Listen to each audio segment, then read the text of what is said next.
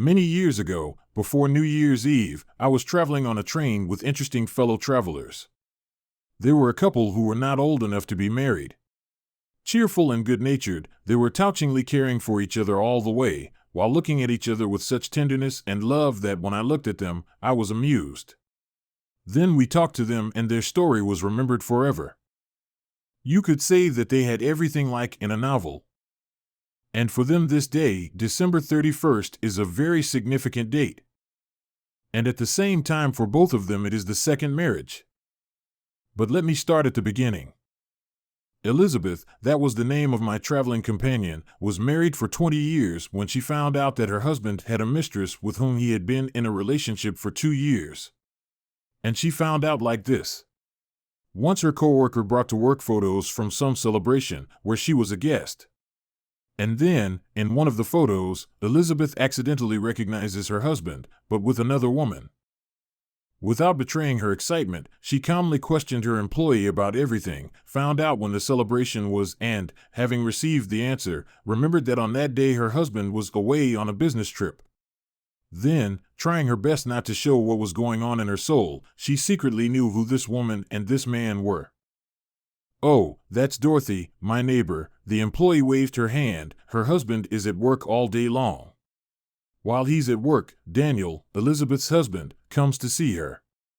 He is a cheerful, generous man. He buys her expensive gifts and pays attention to her. Dorothy says that in bed he is a fire. Once at the weekend they went to the sea, so, she says, they there the sea only from the window, and so even out of the room did not leave once. A weekend-long sex marathon. And her husband, what?" Elizabeth was surprised at such a relationship. "What about her husband?" "He is always at work, cardiologist works. And she is a fun woman, she wants to have fun, male attention, want to have fun, so she and Daniel and sniffed at work. He has a sick wife, paralyzed, he can't divorce her yet." "Oh, that's how it is. His wife is sick, paralyzed," thought the paralyzed Elizabeth, walking briskly and athletically towards her car. What a jerk. Now she suddenly realized clearly why sex had almost completely disappeared from their bed for the past couple of years. "Oh, he assured me, the bastard, that because of his workload, he was having a hard time once every 2 weeks. She had a heated conversation with her husband that evening and he moved out the same day. She cried all night with pain and resentment. Then, in the afternoon at work, she had a heart attack. She was hospitalized and saw a cardiologist who turned out to be the husband of her husband's mistress. But she didn't know it at the time. While she was in the hospital, her husband began to meet Dorothy. As it turned out, Dorothy's husband had long known that she was cheating on him, but did not divorce her only because of the children, finding an outlet in his work.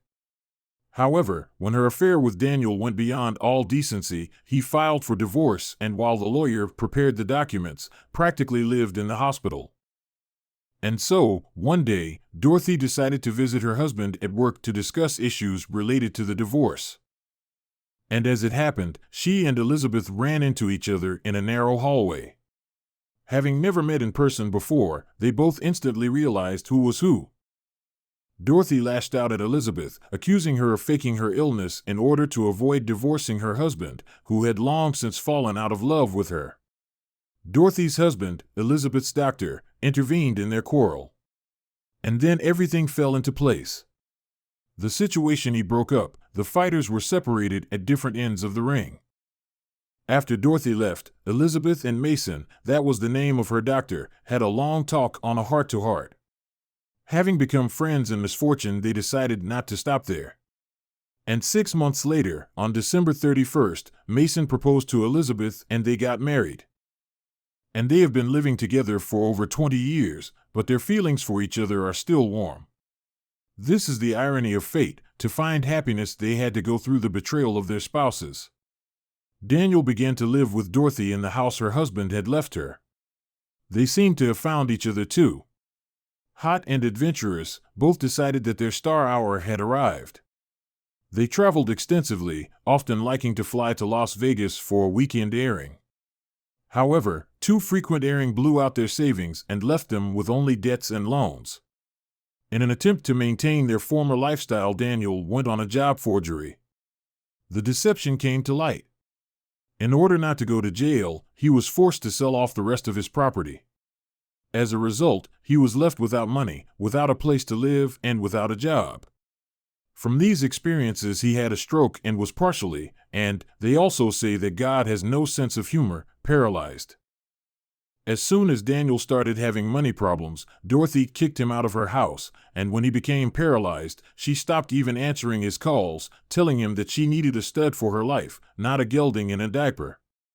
After that, she quickly married a Russian who got rich from real estate in Florida, whom she met in Vegas when she was still living with Daniel. She bore him a daughter, and he made her a founding member of a number of his companies. Everything was going great for 10 years until suddenly he came to the attention of the FBI as a member of a criminal group engaged in money laundering through real estate. Without waiting to be arrested, Surin fled through Mexico back to Russia, leaving his wife with a child and large debts. And also a number of questions the IRS had for her, as Dorothy was smart enough to get into his affairs much deeper than she should have. Anyway, it's not for nothing that they say that everything that is done for the best.